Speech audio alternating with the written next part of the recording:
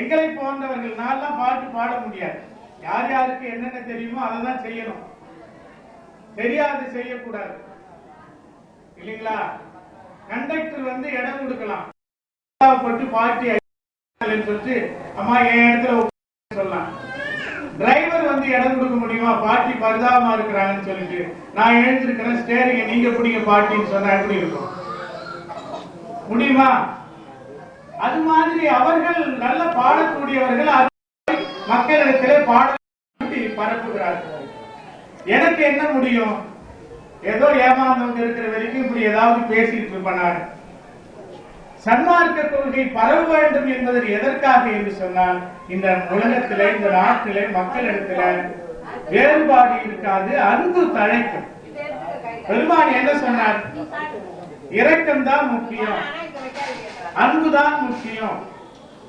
அன்பு இருந்தா எல்லாத்தையும் வசப்படுத்தலாம். அன்பனும் பிடியில் அகப்படும் மலையே என்று சொன்னார். அன்பனும் குடில் புகும் அரசே என்று சொன்னார். ஆக அன்பு என்பது அவ்வளவு ஆற்றல் உடையது. அத்தகைய அன்பு பெருமானதை கருணை என்று சொன்னார், தயவு என்று சொன்னார், இரக்கம் என்று சொன்னார். இப்படிப்பட்ட அன்பு இருக்கிற பெருமானுடைய பரவ வேண்டும் என்று நாம விரும்புகிறோம். ஆக பரவ வேண்டும் என்று விரும்புகிற நாம் இந்த கொள்கை பரவுவதற்கு அதிகமா தேவைப்படுவது சன்மார்க்கத்தில் மக்களுடைய ஈடுபாடா அல்லது சன்மார்க்க கொள்கையில நமக்கு ரொம்ப தெளிவா? ஈடுபாடுன்னா என்ன? அந்த பக்கத்துல ஏதாவது ஒரு ராமர் கோயிலுக்கு போவாங்க, அப்படி அந்த விநாயகர் கோயிலுக்கு போய் அங்க சுண்டல் கொடுத்து அதையும் வாங்கிப்பாங்க.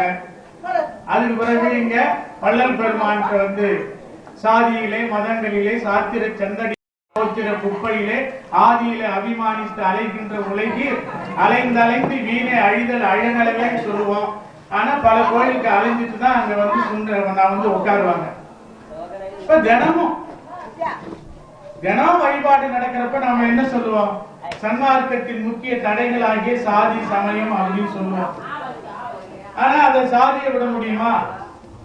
இங்க கூட போர்டு எழுதி வச்சிருக்கிறாங்க, நீங்கள் அசைவத்தை விட்டு விட்டீர்களா? பக்கத்துல ஒரு போர்டு எழுது, நீங்கள் உங்க ஜாதியை விட்டு விட்டீர்களான்னு. வள்ளலார் வழியில் எழுதுனா அப்படிதான் எழுதணும். யாராவது அதை எழுதுனா பொறுத்துப்பாங்களா? நீங்க உங்க சமயத்தை விட்டு விட்டீர்களா எழுதுனா கேட்டா பொறுத்துப்பாங்களா? நல்ல பட்டையா நாமத்தை போட்டுக்கிட்டு உட்கார்ந்துட்டு தான் அங்க வந்து கேட்கிறாரு.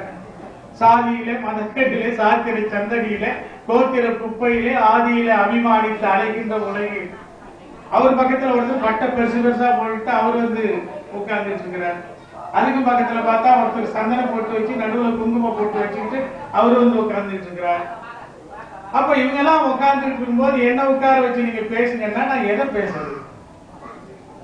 நீங்க சமயத்தை விடணும், மதத்தை விடணும், உங்க சமயத்தெல்லாம் விட்டுட்டு வள்ளல் பெருமான் வரணும் அப்படின்னு சொல்லிட்டு நிமிந்து பார்த்தா எல்லாம் கோயில்ல பெரிய கோயில நாமம் போட்டு வச்சிருப்பான் பாருங்க, அது மாதிரி போட்டுட்டு வந்து எட்டாவது உட்காந்துட்டு இருக்கிறாங்க. பின்னாடி ஒருத்தருக்கு இங்க சமயம் விடணும்னு சொன்னா பட்டையா போட்டுக்கிட்டு அவரு உட்கார்ந்துட்டு இருக்கிறாரு. ஆக வள்ளல் பெருமானுடைய கருத்துக்களை சொல்லலாம்னு சொன்னா மாதவன் என்ன சொல்றார்? அதெல்லாம் மெதுவா சொல்லுங்க, இதெல்லாம் சொன்னீங்கன்னு சொன்னா அவங்க எல்லாம் வராம போயிடுவாங்க, எல்லாரும் முதல்ல இழுக்கணும். அப்ப இழுக்கணும், அதுக்காக மெதுவா போகணும். அப்ப வள்ளல் பெருமான் சொன்னதுக்கு மாறாக கூட செயல்பட்டு மீனை பிடிக்கிறதுக்கு தூண்டில் போடுற மாதிரி அவர்களை எல்லாம் நம்மால் இழுப்பதற்கு தூண்டில் போடணும் என்று பெருமானுடைய கருத்துக்களை எல்லாம் நாம கொஞ்சம் ரிலாக்ஸ் பண்றோம், அதாவது தளர்த்துகிறோம். தளர்த்தி மக்களை ஈர்க்க வேண்டும் சன்மார்க்கத்துக்கு என்பதற்காக நாம முயற்சி செய்கிறோம். அதனால என்ன பண்றாங்க, கொஞ்சம் பேர் சன்மார்க்கத்துக்கு வராங்க.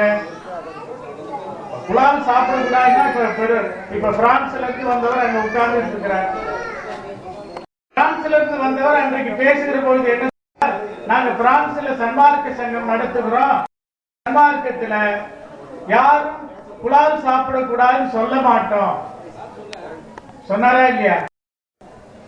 ஏதாவது உட்கார்ந்து நாங்க சொல்ல மாட்டோம். ஏன்னு சொன்னா அங்க அதுதான் சாப்பாடு. அதனால புலால் சாப்பிடக்கூடாது என்று சொல்ல மாட்டோம்.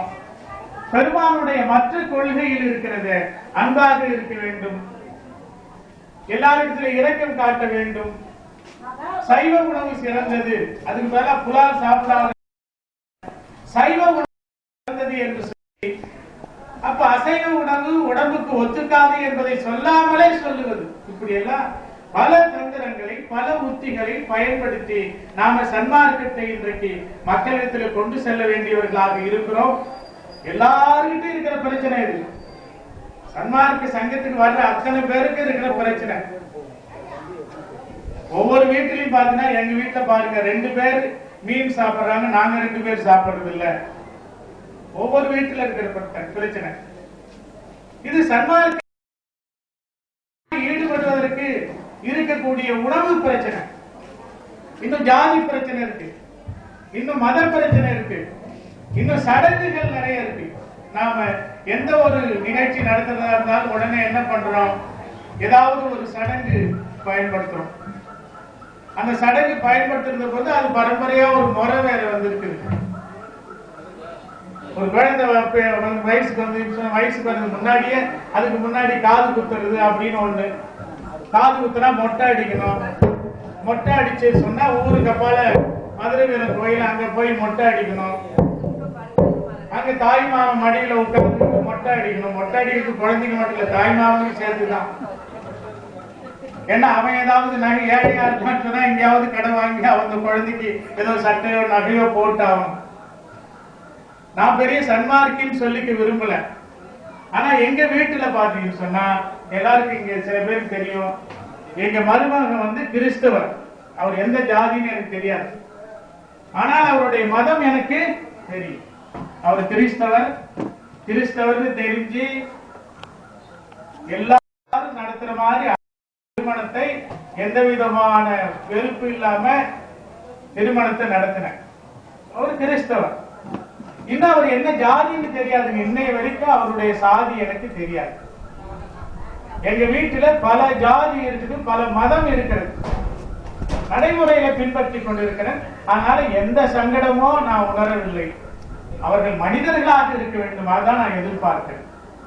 அன்புடையவர்களாக இருக்க வேண்டும், அதுதான் நான் எதிர்பார்க்கிறேன். எந்த சடங்கு எங்க வீட்டுல பண்றது இல்ல. எங்க பிள்ளை 2 பிள்ளைங்க, பொம்பளை பிள்ளைங்க, காது குத்தணும், பொம்பளையா இருக்குது, காதுல நகை அணியணும் ஆசைப்படுது. எங்க மனைவி கிட்ட கூட சொல்லுவீங்க. ஒரு நாள் அழைச்சிட்டு போனேன், அங்க நகைக்கடையில 2 குழந்தைய உட்கார வச்சேன். அங்க நகைக்கடைக்கார கூப்பிட்டு 2க்கும் காது குத்தி எதையாவது ஒண்ணு மாட்டி விடுங்க. மொட்டையும் அடிக்கல, ஒன்னும் அடிக்கல, சட்டையும் வாங்கி போடல. அதுக்கு காது குத்தி ஒரு போட்டு விட்டார். வீட்டுக்கு வந்த எங்க மனைவி பதறாங்க. ஐயோ ஐயோ ஐயோ, என்ன மொட்டை அடிக்கணுமே, ஏதாவது வந்துருமே, சாமி கிட்ட வேண்டுதல் ஆச்சே, அது ஆச்சே, இது ஆச்சே. எங்க அப்பா கோவிச்சுக்குவாரு, எங்க அண்ணன் தாய் மாமன் அவர் கோவிச்சுக்குவாரு அப்படின்னாங்க. அதெல்லாம் கோவிச்சுக்க மாட்டார், இங்கதான் இருக்கிறார், கேட்டுட்டு இருக்காரு, எனக்கு தெரியல. அதெல்லாம் கோவிச்சுக்க மாட்டார், காசு மிச்சம் மகிழ்ச்சி தான் அடைவாரு. நீ ஒண்ணும் கவலைப்படாதம்மா அப்படின்னு சொல்லிட்டு யாருகிட்டையும் சொல்லல, மனைவி கிட்டே சொல்லாம காது குத்தன. என்ன கேட்டு போச்சு? அந்த பொண்ணு லண்டன்ல வேலை பார்க்குது, இன்னைக்கு இப்ப கூட வந்திருக்கிறாங்க. அதனால இதெல்லாம் ஒரு பயம். ஏன்? மாடுகளும் வழக்கத்தால் செக்கை சுற்றும் அப்படின்னு பாரதிதாசன் பாடு மாதிரி, செக்கு மாடு மாதிரி இந்த சடங்குகளில நாம சுற்றி சுற்றி வருகிற காரணத்தினால நம்மை அறியாமலே நம்மை பிடித்துக் கொண்டிருக்கிற பயம் இருக்கிறதே, அந்த அச்சம் போக வேண்டும். அதற்கு பெருமான் பாடுபட்டார். சாத்திர சந்தடியிலே கோத்திர குப்பையிலே ஆதியிலே அபிமானித்து அலைகின்ற உலகில் அலைந்து அலைந்து வீணே அழிதல் அழகலவே சொன்னார். நம்மால விட முடியுதா? நடைமுறையில எவ்வளவுதான் சொன்னாலும் நம்மால அதை பின்பற்ற முடிகிறதா? முடியறதில்லை. நாம அப்படி பழகி போயிருக்கிறோம். அது சுத்த சன்மார்க்கம். சன்மார்க்கிகளை 2 விதம். சுத்த சன்மார்க்கத்தை பின்பற்றுகிறவர்கள் சமய சன்மார்க்கம், சமய சன்மார்க்கிகள். வள்ளலாரையும் கும்பிடுவாங்க, என்ன சமயமா ஒழுங்கா பின்பற்றிக்கிட்டு அதையும் கும்பிட்டுக்கிட்டு. நம்ம அருணகிரி இருக்கிறார, அவர் வந்து சமய சன்மார்க்கி தான், அது ஒன்றும் சந்தேகம் இல்லை, அவரே ஒத்துப்பார்.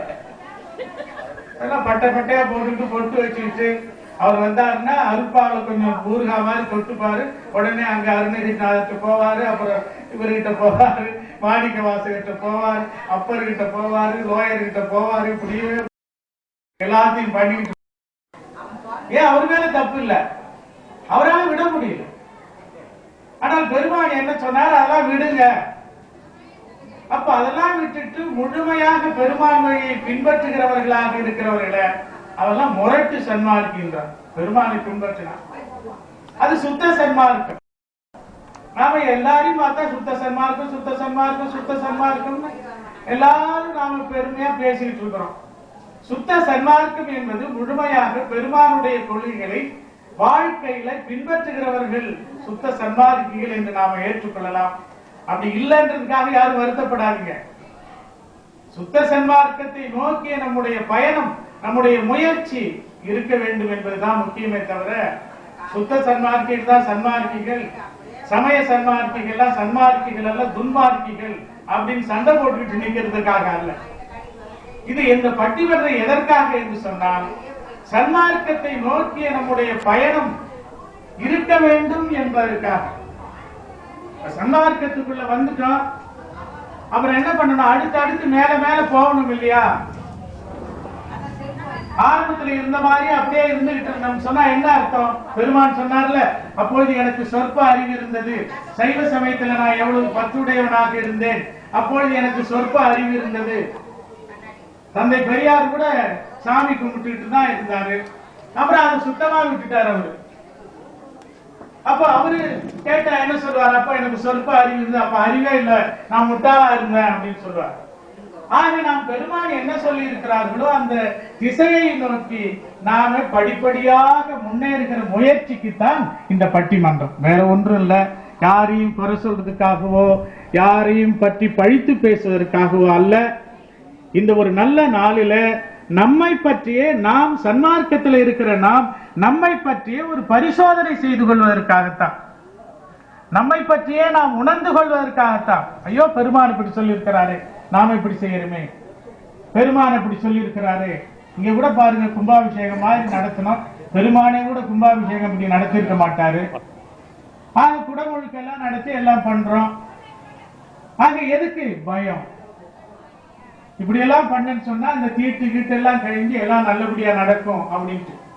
எத்தனையோ கோயில்ல குடமுழுக்கெல்லாம் பெருசா பண்ணி மகாராஜாக்கெல்லாம் பண்ணி வச்ச கலசம் எல்லாம் அது உடஞ்சி கீழே விழுந்து போச்சு. ஆக நம்ம எதுக்காக இப்படி எல்லாம் செய்கிறோம்? பெருமான் என்ன சொன்னார், அந்த வழியை நோக்கி நாம பயணம் செய்வதற்காக பட்டிமண்டபம் வேண்டும் என்பதற்காக ரொம்ப யோசிச்சு ஒரு தலைப்பு கொடுத்த. நான் இந்த தலைப்பு வேண்டாம்னு நினைச்சேன். மாதவன் சொன்னார் இதுதான் நல்ல தலைப்பு, ரொம்ப அற்புதமான தலைப்பு, இதை போடணும்னு சொன்னார். ஆளை கூட நாங்க எப்படி போட்டுக்கோம் பாருங்க. இவங்க ரெண்டு பேரும் கோதண்டபாணியும் ராணி ராஜேந்திர ரெண்டு பேரும் ரொம்ப காலமா சன்மார்க்கத்தில் இருக்கிறவங்க, ஊரா சன்மார்க்கத்தை பரப்பி கொண்டிருக்கிற பிரச்சார பீரங்கிகள். ரெண்டு பீரங்கி இந்த பக்கம், பிரச்சார பீரங்கிகள் கோதண்டபாணி அவர்களும் ராணி ராஜேந்திர அவர்களும். ஆனால் இந்த பக்கத்தில் இருக்கிறவங்க சன்மார்க்கத்துல வரலாமா என்னன்னு யோசனை பண்ணிட்டு இப்பதான் கொஞ்சம் கொஞ்சமா நுழைஞ்சிட்டு இருக்கிறவங்க. ராஜா பெரிய பேராசிரியர், உலகத்துல பல நாடுகளுக்கு போய் பேசி இருக்கிறவர், ரொம்ப அற்புதமா பேசுவார். நீங்க பேச்சு கேட்டு அப்பதான் சொல்லுங்க. அதே மாதிரி விசாலாட்சி பேராசிரியர், கல்லூரி பேராசிரியர், அந்த அம்மா காமராஜர் அரசு கல்லூரி, புதுச்சேரி அரசு கல்லூரியில பேராசிரியரா இருக்கிறாங்க. கம்பன் கழகத்தெல்லாம் பேசி அனுபவம் உடையவர்கள். அவர்களும் இந்த பட்டிமண்டபத்தில் பேசுகிறார்கள். அவங்க ரெண்டு பேரும் சன்மார்க்கம் வேகமா எல்லாருக்கிட்டையும் பரவணும்னு சொன்னா ஈடுபாடுதான் தேவை. ஏதோ போனோம் வந்தோம், சன்மார்க்கத்துக்கு போனோம், அங்க விளக்கு பூஜை நடந்தது, உட்கார்ந்துட்டு விளக்கு பூஜையில கலந்துட்டு ஆளுக்கு ஒரு விளக்கு வீட்டுக்கு எடுத்துக்கிட்டு போனோம், அங்க ஏதோ பொங்கல் கிங்கல் கொடுத்தாங்க, சாப்பிட்டோம். இப்படி சன்மார்க்கத்தை அப்படியே கொண்டாடிட்டு ஜாலியா மகிழ்ச்சியா அப்படியே போயிட்டு இருக்கலாம் அப்படின்ற மாதிரி ஈடுபாடு இருந்தாலே போதும். வள்ளலார் வணங்கினா போதும்.